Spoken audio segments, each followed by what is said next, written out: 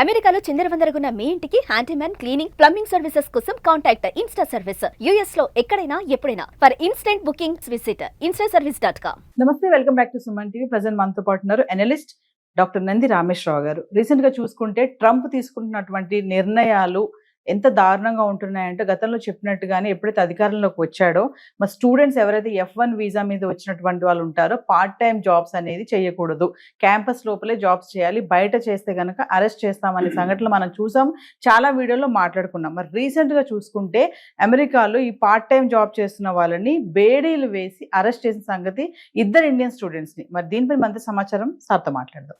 నమస్తే సార్. నమస్తే అమ్మా. సార్, మరి నేను చెప్పినట్టుగా మనం ఆల్రెడీ గతంలో వీడియోలో మాట్లాడుకున్నాం, పార్ట్ టైం జాబ్స్ చేయొద్దు అంటున్నాడు ట్రంప్, ఓన్లీ క్యాంపస్ లోపలే చేయాలి, బయట చేస్తే వాళ్ళకి వీసా రద్దు కూడా చేస్తారని చెప్పేసి. మరి రీసెంట్ గా చూసుకుంటే ఇద్దరు ఇండియన్స్ ని అరెస్ట్ చేయడం జరిగింది. అరెస్ట్ చేయడమే కాకుండా బేడీలు వేసి వాళ్ళని తీసుకురావడము, మరి తీవ్రమైనటువంటి విమర్శలు రావడం కూడా చూస్తున్నాము.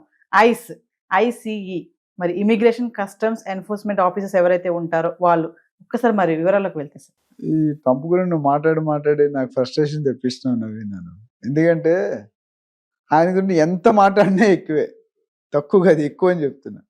మనం దాదాపు 1 year కంప్లీట్ అవుతుంది ఆయన రేపటికి, అంటే రేపటికి వెళ్ళిండుకో దాదాపు 1 year కంప్లీట్. 1 yearలో ఈయన క్రియేట్ చేసిన సంచలనాలు I think a president in the country in the world చేసి ఉంటాడు, ఏ ప్రైమ్ మినిస్టర్ చేసి ఉంటాడు. అది మన దౌర్భాగ్య స్థితి. మీరు మళ్ళీ అడుగుతాను, నేను మళ్ళీ చెప్తాను. అయితే ప్రతిసారి ఒక కొత్త ట్విస్ట్ వస్తాడు. ట్రంప్ గారికి ఉన్న ప్రతి ఇన్నోవేటివ్ మెథడ్, R&Dలో ఇన్నోవేషన్ ఉంటుంది, కొత్త మెథడ్. ఇక్కడికి వచ్చేసరికి F1 వీసా, H1 వీసా, 2 వీసాలు ఉన్నాయి. ఒకటి జాబ్ ఎంప్లాయ్మెంట్ వీసా, ఒకటి స్టూడెంట్ వీసా. అమెరికాలో మనం రాష్ట్రం కూడా మాట్లాడుకున్నాం ఏంటంటే 3000 యూనివర్సిటీలు ఉన్నాయి సుమారు. అందులో 90% ఆర్ ఫేక్ యూనివర్సిటీస్, అంటే నామకే వాస్తే. 10% యూనివర్సిటీస్ ఓకే పెద్దవి. ఈ 10% యూనివర్సిటీస్ ఏదవుతుందంటే 3000లో 10% 300. వీటికి మంచి ప్రొఫెసర్స్, లెక్చరర్స్ కింద రీసెర్చ్ అసిస్టెంట్గా మన ఓన్లీ MS చదవడానికి ఎవరైతే వెళ్ళారో వాటర్ ఫ్యూచర్ స్టడీస్ వాళ్ళని అసిస్టెంట్గా పెట్టుకుంటారు. అంటే అదే యూనివర్సిటీలో అదే క్యాంపస్లో పనిచేయాలి. అది అమెరికా రూల్. అయితే మీరు అడుగుతున్న బేడీలు చాలా మందికి వేసాడు. ఈ బేడీలు కొత్త రకం బేడీలు అంటే స్టూడెంట్ వీసా మీద వెళ్ళి వాళ్ళు బయట పని చేయకుండా డాక్యుమెంట్ సైన్ చేశారు. ఎవరు? మన ఇండియన్ స్టూడెంట్స్. సో వాళ్ళు అక్కడ వెళ్ళి ఆ క్యాంపస్లో కాకుండా బయట క్యాంపస్లో వర్క్ చేస్తున్నట్టు దొరికాయి. ఎలా దొరికాయి అనేది మళ్ళీ దీనికి ఒక కొత్త విధానం. ఇప్పుడు ఫ్రాడ్స్కి, క్రైమ్స్కి మనకి there is no, especial latest వచ్చిన తర్వాత ChatGPT రకరకాల జరుగుతున్నాయి. అయితే there is an app called బెన్బో ఒంజో. ఆ యాప్ అనేది ఏంటంటే it's something like PayPal, Google pay ఉన్న యాప్. అంటే ఏమేమి ట్రాన్సాక్షన్స్ అవుతున్నాయో ఆ ట్రాన్సాక్షన్ ట్రేస్ అవుట్ చేయగలుగుతారు. ఇప్పుడు నువ్వు ఇన్కమ్ మోడీ గారు ఏం చేశారు? డిజిటలైజేషన్ చేశారు. ఆయన రాగానే ఫస్ట్ 5% డిజిటల్ ఉంటే 95% మ్యానువల్, రివర్స్ అయిపోయింది ఆల్మోస్ట్. ఇక్కడ ఏం చేశారంటే ఈయన బయట చేసే ప్రతి ట్రాన్సాక్షన్ అమెరికాలో కూడా బ్లాక్ అమౌంట్ అనేది జరగదు.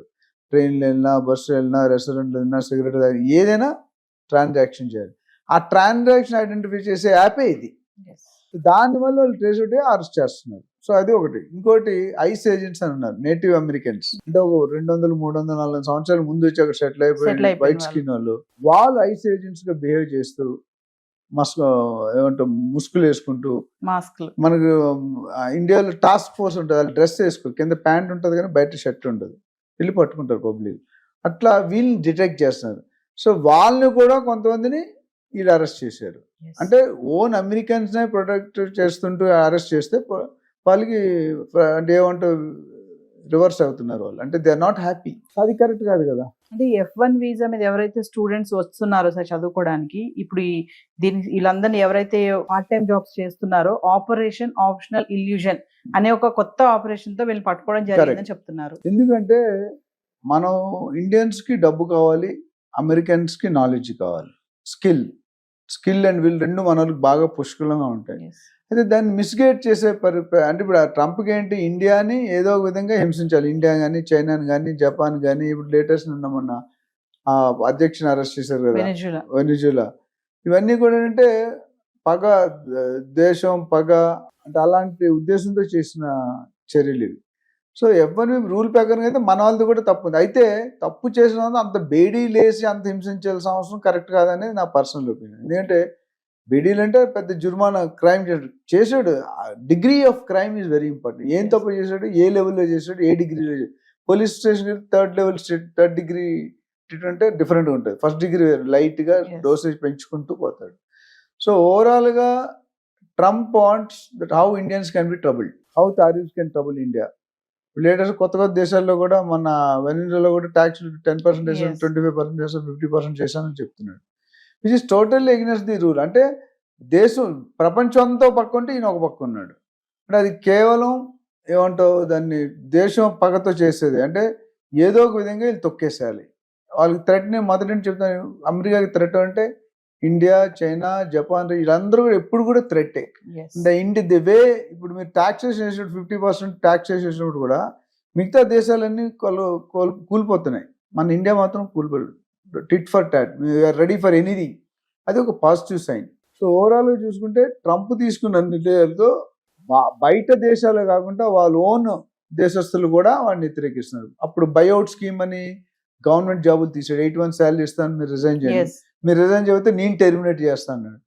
ఇవన్నీ తలుచుకుంటే మనం ఎక్కడికి వెళ్తున్నాం, where are we going, how are we going, when are we going అనేది. అంటే మన వాళ్ళని మ్యాక్సిమం బయటకు పంపించే చర్యలో ఒక భాగం ఇది కూడా.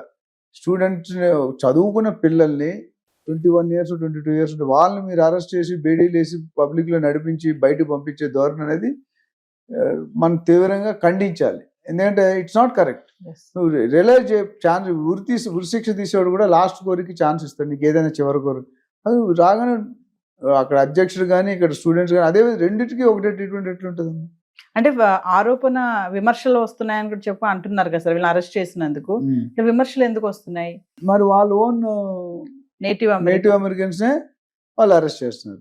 దాని ది వే ఇప్పుడు కూడా process and system is important. ప్రతి గవర్నమెంట్కి రూల్ ఉంటుంది. We agree, we stand by, we appreciate.